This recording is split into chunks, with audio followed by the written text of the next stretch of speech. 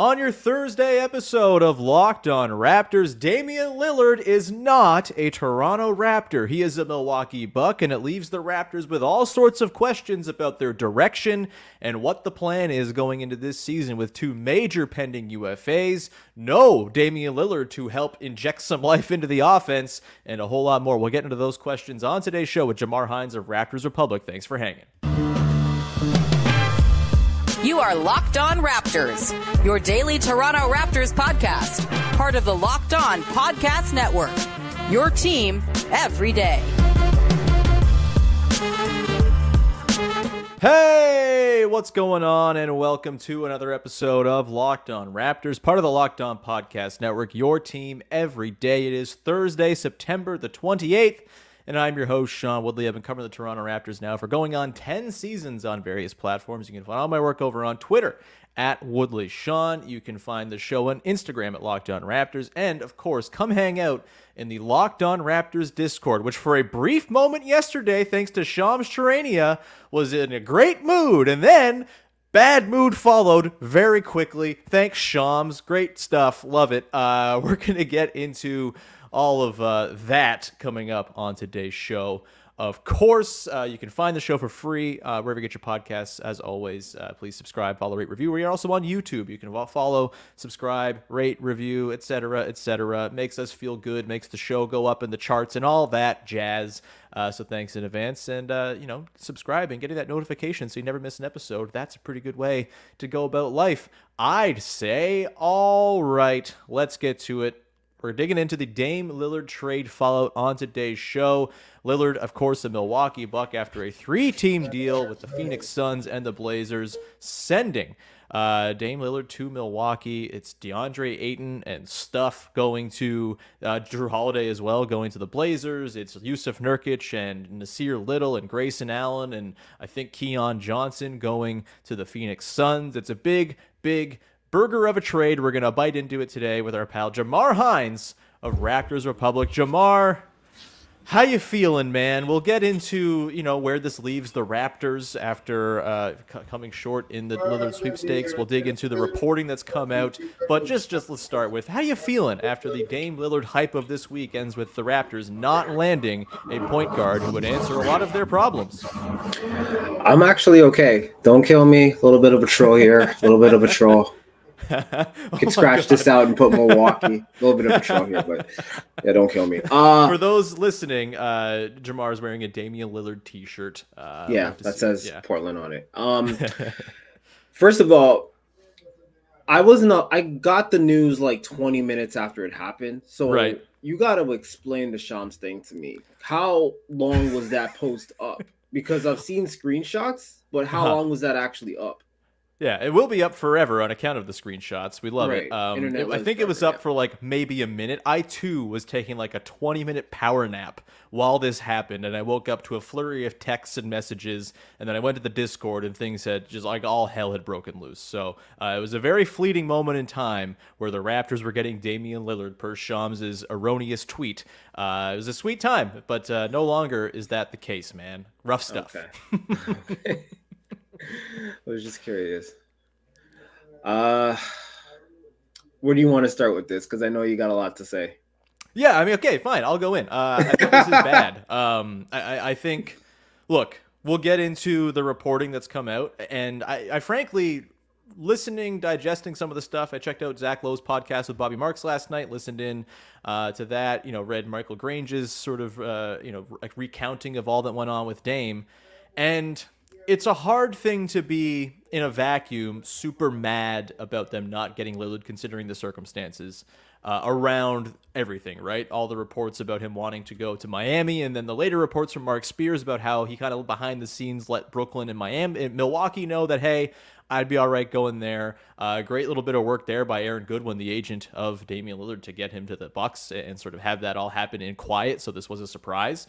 You look at the reported offers, it does not seem as though OG Anunoby was on the table, which I think, as far as like a talent evaluation thing, I would have traded OG for Dame. I would not have thought twice about it. I think Dame would have fixed a lot of the problems on the Raptors and cleared up one of the biggest contract conundrums they face, and I would have been all right with that. The reporting from Grange suggests that it was like Gary Trent Jr., Grady Dick, and picks, maybe an extra prospect, Precious Achiuwa, something like that, going to Portland. And, you know, they flirted with kind of really going deep into their long-term war chest of assets with multiple picks and swaps going to Portland here in order to keep OG as well. And frankly, I can't blame the Raptors if that's as far as they wanted to go. As much as I don't care about trading stuff for really good players, I understand to an extent why they might not have wanted to empty the coffers and offer OG up for a team that would have been probably not top of the East worthy, although I think they would have been quite good, and maybe that was undersold. They're like conference finals potential, whatever. So, and considering the reports that were out there from the offers from other teams, and considering that the Bucks ended up accepting a deal of only one actual first-round pick, a couple of swaps, and then Drew Holiday, who they now have to go turn into more stuff, you know, I think the Raptors offering Grady Dick plus Gary Trent Jr. plus all the picks, that's actually, like, to me, value-wise, almost a better offer. But you weren't going to get that done, I guess, because the Blazers just valued that Bucks offer more. They also clearly value getting DeAndre Ayton, which I'm not sure happens if OG Anunoby is involved in the trade. You know, it's just, there's all these sorts of little tendrils of this thing. And so in a vacuum, I can't get that mad about the Raptors not pulling the trigger here. I don't feel like this was a situation where they got to the finish line and balked or asked for more, and it was like the classic reported, you know, Masai Ujiri trade negotiation of late. Feels like they were in the running. All the reporting suggests they were, but they just lost an honest bidding war. The problem is it leaves the Raptors with all the questions that they've had all offseason long still hanging over the team with 3 days to go before media day. I was just about to mention that. That's going to be very interesting. That's where this becomes a problem. Yeah, go ahead. That's going to be very interesting media day because there's going to be a lot of questions for Masai and company about where exactly is the direction of this franchise. What are you going to do with Siakam and Anunoby and Trent's potential extensions or non-extensions? Are you going to trade them? What exactly are you going to do with this team? A lot of what you said made sense regarding the Lillard thing. I do find it funny that I believe one day before Drew Holiday was saying that he was going to be a Buck for life and all that stuff, and then cold world, man. That's crazy. It's going to be interesting to see where Portland flips him, because obviously he's not going to stay in Portland. They're already in contact with a bunch of different championship contenders. I wonder if they want to deal with the Heat again, considering how that went. It's like, okay, you didn't get Dame, but can we get Drew? And then it feels like ties have been kind of severed between those two teams, considering how long this process took, and that's where Dame wanted to go. I keep seeing things from like Mark Spears saying that, you know, the Raptors were like right there, but Milwaukee came through with a better offer, according to him. Part of me wonders, because you saw that Dame extended the list of teams he wanted to go to Milwaukee and Brooklyn. I don't really understand the Brooklyn part, but Milwaukee and Brooklyn, after it was reported that, you know, Miami's not really going anywhere. That was kind of their offer. They kind of pulled, you know, the whole Michael Corleone thing from the Godfathers. Like, my offer is this. That's it. Well, he said nothing. So it wasn't technically nothing, but you know where I'm going with this. But anyway, part of me wonders if simply because the Raptors weren't on Dame's lists, even if the Raptors technically had a better offer, was that just on the no list regardless?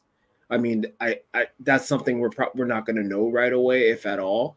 But that does I am curious about that, because if under no circumstances did he want to go here, and if Cronin didn't want to deal him to somewhere where he did not want to go, then that kind of ties the Raptors' hands. What are they supposed to do at that point? But yeah, like I said, we don't know. We won't know all the answers. Yeah, for sure. I think really where the critique comes down for the Raptors here is not in not getting this particular deal over the line, considering all the reporting. Again, like, if the Bucks valued Drew Holiday and thought they could get more for him in return than potentially OG Anunoby, or didn't want to risk losing OG for nothing when Drew is such a clear, obvious, like, flip for something guy, OG's maybe someone they might have wanted to try to run it out with and see if they could keep around, considering his age and fit. If they just thought they could get more for Drew and it was a more sure thing, then you know what? I can't begrudge them for that. And if they also wanted to do Dame a solid and send him to Milwaukee, then yeah, the Raptors might have been drawing dead. The problem is that none of that excuses or takes away the fact that they've painted themselves into a corner direction-wise, and they still have two massively important pending UFAs coming into this season, not to mention Gary Trent Jr., and a whole lot of question when it comes to how the roster's constructed, and they apparently seemingly have those questions themselves, which is what we're going to get into next. The maybe most troubling thing from yesterday was not getting Damian Lillard. It was the reporting in Michael Grange's reaction piece about how they're sitting with Pascal Siakam that has my ears burning. My red flags are flying all over the place. We'll get into that in just a sec. But first, got to tell you about our friends over at DoorDash. You want to check out DoorDash because maybe you're in the position right now. The Raptors didn't get Damian Lillard. You're sitting at home and you want to eat your feelings a little bit. I eat my feelings all the time. I can't keep bad food in the house because I would eat my feelings on a nightly basis. But sometimes you want to have a little snack, and DoorDash with their grocery delivery can be the way you get that snack. You love the convenience of getting what you want right to your door. With DoorDash grocery delivery, you can stock up for the week or order last-minute cravings conveniently, like a pint of ice cream to eat as you look at Dame Lillard highlights and listen back to the episode of this podcast from Tuesday where I talked about all the reasons why Dame would be a great fit in Toronto. You've trusted DoorDash to deliver your restaurant favorites, and now you can get grocery delivery that actually delivers too.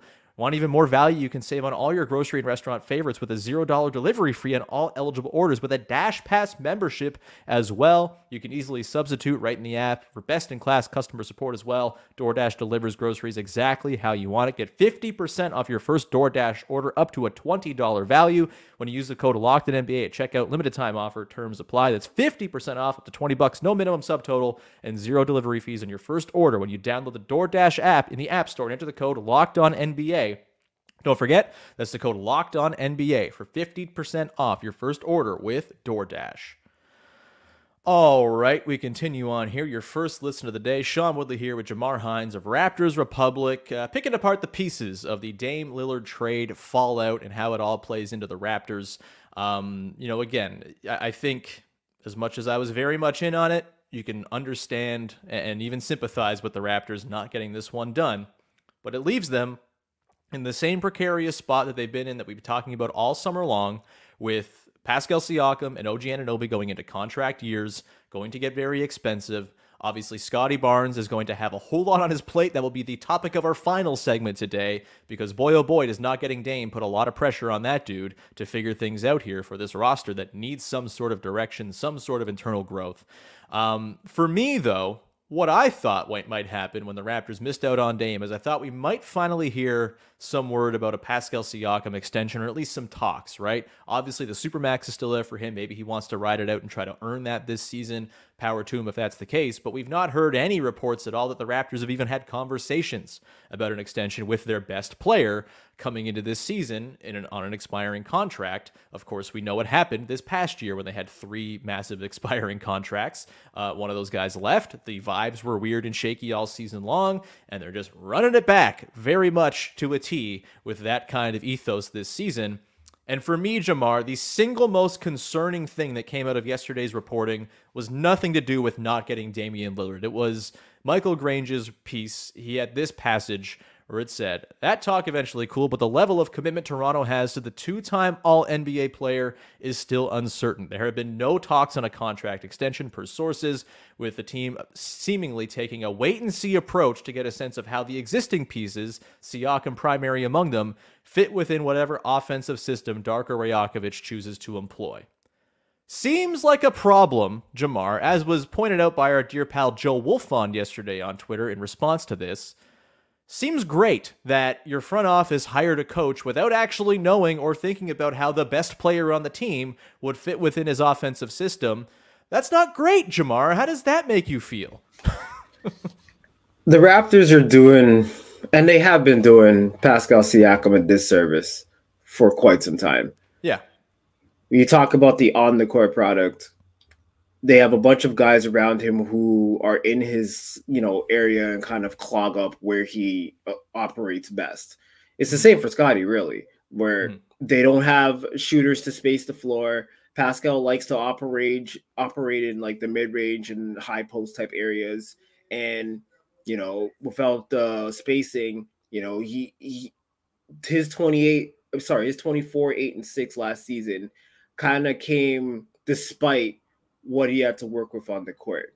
Yeah. Then you have the fact that in a time, and it's always kind of been this way, where people question if players want to play for the Raptors. That's just never gone away. I know how annoying it is, but this is a guy who wants to stay, but it's kind of just being left on hold, not knowing what the team wants. It's like, are you going to trade him? Like, what are the options here? Because I'd like to see an extension, but this wait and see approach is probably going to backfire if that's what the plan is. Like, what if he... And the other thing, sorry, I'm just rambling off the top of my head. No, let your feelings out, man. It's just, okay, so you don't want to re-sign him, clearly, because if you did, something would have been in the works already. I'm just wondering, he could get more if he were to make an all NBA team this year, but with the current construction of the team, that's in question, because you don't know if the Raptors are going to be good enough, because he put up all NBA worthy numbers last year, but the Raptors were only 500. So if your record's that bad, normally that goes against you when it comes to being, voted one of the top 15 players in the NBA. So that kind of goes against him as well from just a contract perspective, because the team's not good enough. The team you don't even know if the team wants you. It just feels like he's just being done a massive disservice. And some Raptors fans I know actually are like, okay, you know what? We don't even deserve him at this point. He might as well go somewhere else. I just don't know. And this has been the thing. This has been the theme for the last 18 months or whatever. What's the plan? Yeah. Like you said, they hired a coach and they have to wait and see how he is utilized to make a decision. It just, like you said, the red flags, I just don't know what the plan is. We just want to know what the plan is. Yeah.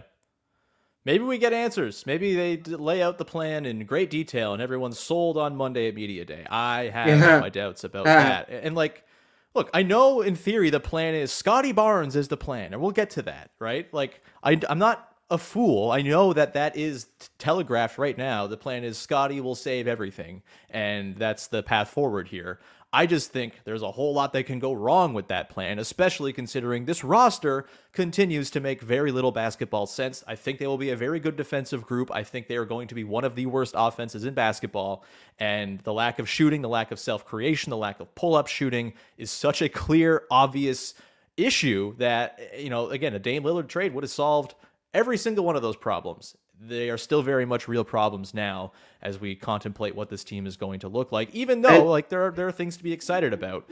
What you got? It's just I'm just thinking, it's just mind-boggling to me that we are just, and you already kind of said this, but it's just mind-boggling to me that we're kind of going down the same route of, pending unrestricted free agents. And we saw what that kind of did to the chemistry last season, because it's like, players were playing selfish and you didn't know if they're just going for their numbers or something like that. And we're entering the same situation especially with OG, because he's said numerous times in the past about how he wants to be more involved in the offense. I'm pretty sure he's going to want to be in a contract year, and you're basically putting the risk of losing guys for nothing again, like you did with Fred.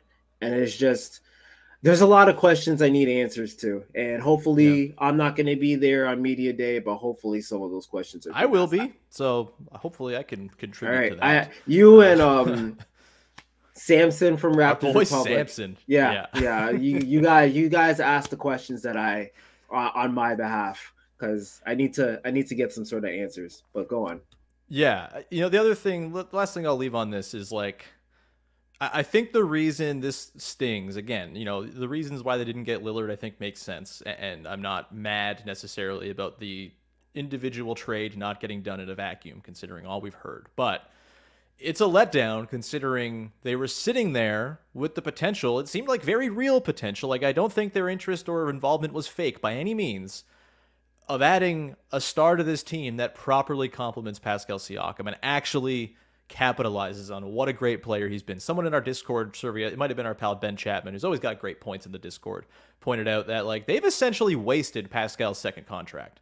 Like full on wasted his second contract, which sucks. Like that's what I meant by disservice. Yep. Yeah, total bummer. And getting Dame would have salvaged that and probably set you up for a next contract for Pascal Siakam in Toronto, a pretty fruitful one, I would argue, most likely, with a really good co-star in Lillard. And now it almost puts them in a spot where it makes more sense to trade him, even though trading him also doesn't make a lot of sense because his value is diminished because he's an expiring contract, and the loop goes on and on and on. And I don't know how you reconcile that and feel good about where they're at. The mismanagement of Pascal Siakam's situation in particular is the single most concerning thing about an offseason that frankly has been one of the worst offseasons the Raptors have had since I made the point yesterday. They hired Kevin O'Neal to be the coach and said, yes, this will work. That was 20 years ago. Like, it's been bad, man. Quick question. If they now turn around to Pascal and offer him an extension, put yourself in Pascal's shoes. You've wanted to stay with the team for a while, and they've been very, very kind of suspect on whether they want to keep you around or not. What would be your thoughts if they just do a 180 and be like, hey, you know what? You want to stay for another 3-4 years? I think if they offer him the extension before the season and he takes it, I think that's a win. I think that actually salvages the offseason because it does declare a bit of a direction. It says, hey, we believe in Pascal Siakam. We believe that him and Scotty can play together. Yes, there are fit hurdles to overcome, but we've seen proof of concept of these two guys, these two oversized playmaking bigs who have a lot to offer. We've seen them be able to complement one another and lead a team to being pretty good. We saw that in 21-22. That would be, to me, a way to save and salvage this offseason. But no, what I'm saying right now, I'm saying from like a personal standpoint, from his point of view. It just, is there a little side eye to that? It's like, okay, now you want to extend me? I mean, how much of a side eye can you really give to $212 million or whatever it is? I guess is my sort of counter to that. But I mean, it's hard to say. They haven't, I think, done a very good job of managing the relationship with the best player on the team. That's for damn sure. We'll come back on the other side and get into Scotty Barnes, who I think the focus really turns to. The focus has been on him anyway, but I think it really turns to him now that Damian Lillard will not be a Toronto Raptor. And Scotty Barnes figures to have the ball in his hands a whole lot in year number 3. We'll talk about that coming up in just a second. A pretty exciting thing in some regards. You know, if you're not looking for really good results, I think it can be something you get quite excited for. But we'll examine where this leaves Scotty and the pressure that will be on him this season to kind of right the ship. We'll get to that in a sec, but before we do that, just a reminder, go check out Locked On Blue Jays, hosted by yours truly and Mike DiStefano from now to the end of the playoffs. Little pop-up podcast action for you. So a Blue Jays fan out there has a podcast to come to every day to react to, losing twice in a row to the Yankees in embarrassing fashion, among other things. So go check out Locked On Blue Jays with myself and Mike, wherever you get your podcasts, and on YouTube for the next little while till the playoffs are done, which could be as soon as like next Thursday. Damn. All right, let's, man, great times in Toronto sports where the Maple Leafs are the team with the most hope. Awesome. Let's dive into Scottie Barnes, Jamar, to round out this show.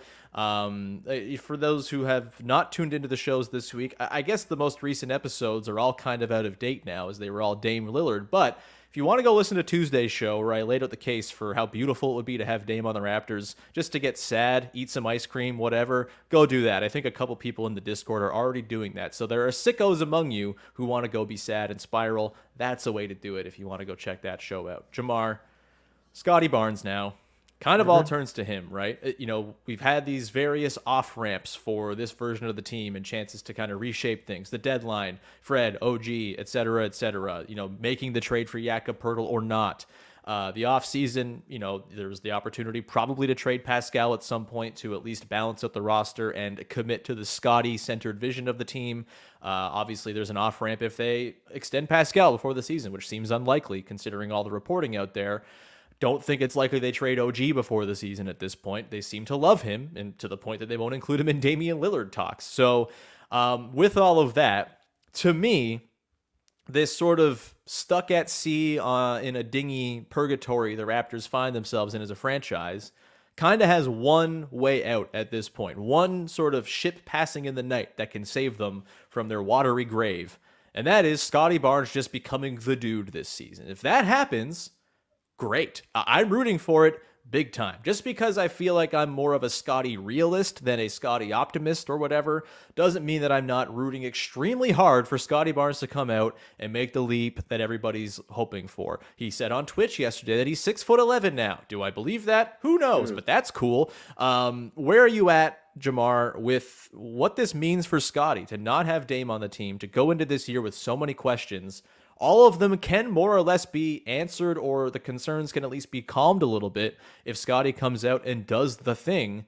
How optimistic do you feel about him doing the thing on this roster, which again lacks shooting, lacks space, lacks self-creation, lacks pull-up shooting, all of that stuff? Where are you at with Scotty and the very big burden that is on his shoulders coming into this year to try to get this thing back in some sort of pointed direction? Well, you're right about the pressure.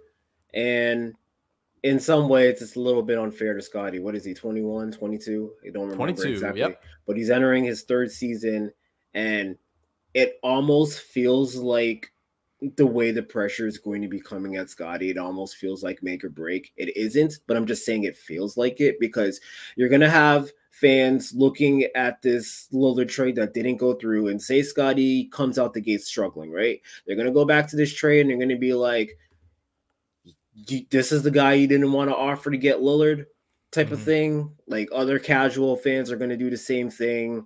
And then obviously with the indecision with Siakam, Scotty being part of the main plan, I just hope that he, takes a little bit of a leap. I'm not like expecting him to leap into superstardom. I'm just trying to preach patience, right? So for a pressure standpoint, I could see how that could get kind of heavy on Scotty if he doesn't come out the gate like kind of guns blazing, with immediate improvement. We're at the part of the season where you see like a workout video here and there, and people want to like Rico Hinds runs, baby. Remember Rico Hinds just runs. Before you get caught up on Scotty looking great at Rico Hinds, remember last summer when the talk of the NBA was, wow, the Raptors are destroying everyone if the Rico runs. And Paul George was like, yeah, man, I'd be surprised if you guys don't come out of the gate, on top and blah, blah, blah. And we know how that all went. Yep. So yeah, I learned my lesson last off season. I'm not paying attention to any off-season videos. I've seen people even compare the aesthetics between Pascal's workout videos and Scotty's workout videos. Where it's like, he doesn't look like he's trying as hard. And he's sweatier than Scotty is. Yeah, it's like, oh my gosh. So, and that was before the Dame stuff ended. So I'm just wary of how if there's going to be too much pressure on Scotty and how that could negatively affect him, because he's a real vibes type of guy, and if things are just off, I could see him closing himself off, and that wouldn't be great. So for his sake, I just hope that he starts the season strong, because a lot of fans have already are looking at this trade and already saying, oh, he better be Michael Jordan next season, or I'm kind of worried about that. I'm kind of worried. I can't lie.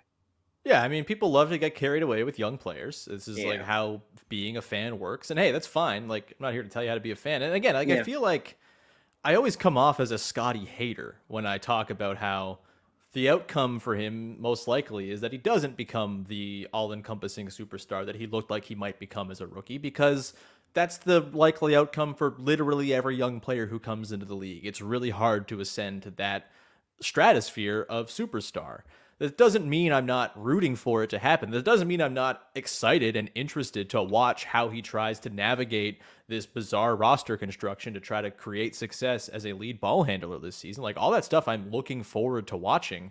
I just think the situation, the Raptors have not put him in the best spot to get to where the Raptors need him to go. There's not enough shooting around him. Like, Scotty plus shooting, hell yeah, let's go all day. maybe, just maybe, if Pascal Siakam taps back into his former three-point stroke, you have something resembling Scottie plus shooting in your starting five. If Gary Trent Jr. is going to be in there, there's all of that. And, as much as I was on the board of trading OG for Dame Lillard, I also think like his fit with Scottie is ideal and great. And so I'm excited to see how those two play off of one another as well. Like, there's things to like about this team. I just think your expectations got to be tempered, and the big overarching contract questions still loom over everything and put a damper on any sort of excitement you start to feel because of the potential for it to go very, very wrong next summer.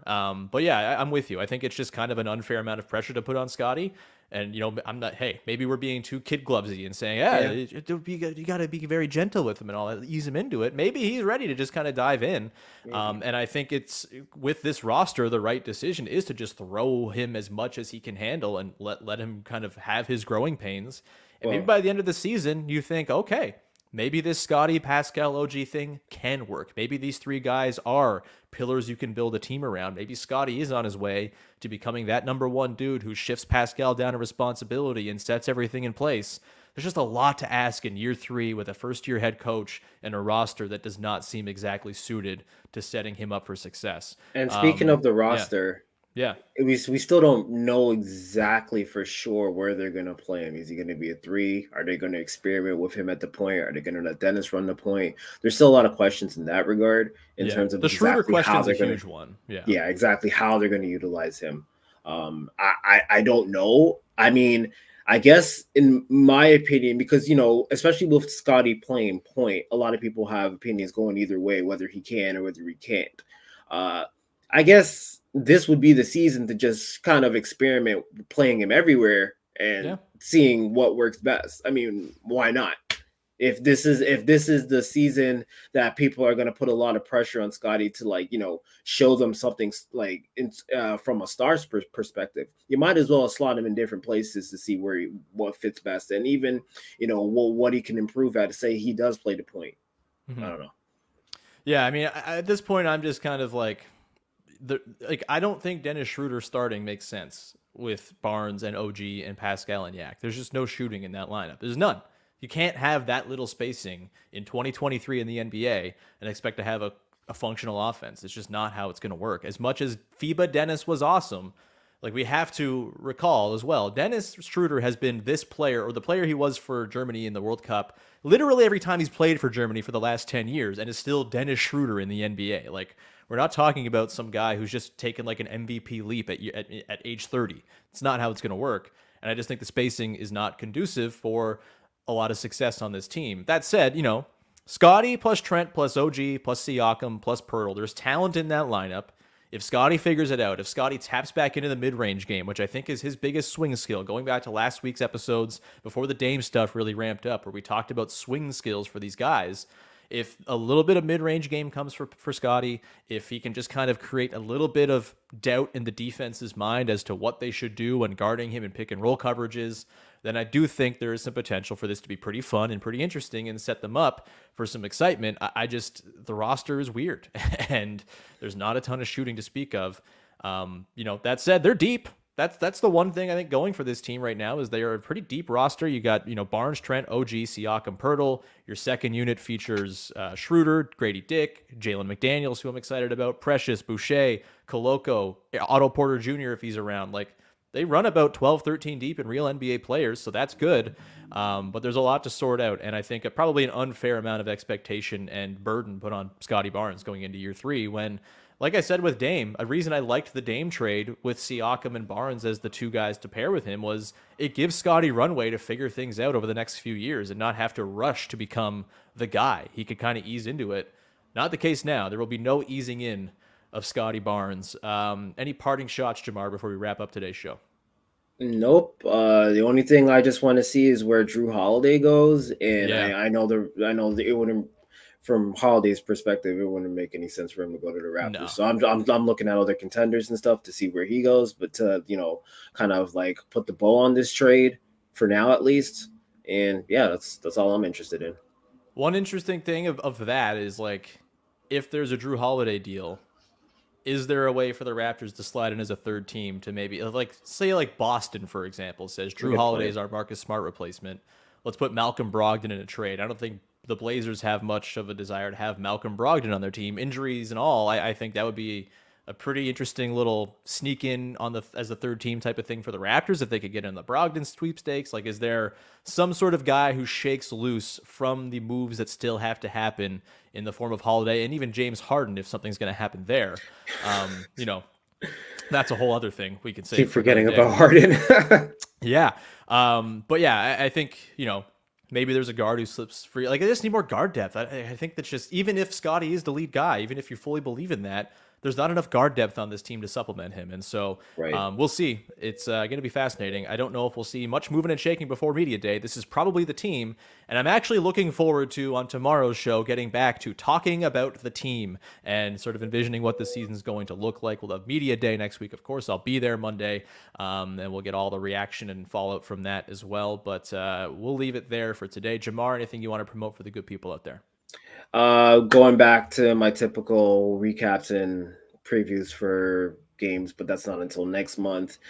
You can follow me though on Twitter, Jamar BH. I think I'm a fun follow. So yeah, you're great. We'll do it. We love Jamar. Everyone go check him out. You can find me at Woodley Sean on Twitter. You can find the show on Discord. Link is in the description. Come and commiserate about not getting Dame and try to talk yourself into this team, which, by the way, like, I'm going to do that. I'm going to talk myself into this weirdo team before the season starts. That is like a borderline certainty because that's how fan brain works. But we'll leave that and sort of begin that process tomorrow on the show. In the meantime, subscribe, follow, rate, review wherever you get your podcasts for free. It's always appreciated when you support the show and help us out in the charts and everything like that. And we will talk to you again on Friday with another episode of Locked On Raptors. Thanks for hanging. Bye-bye.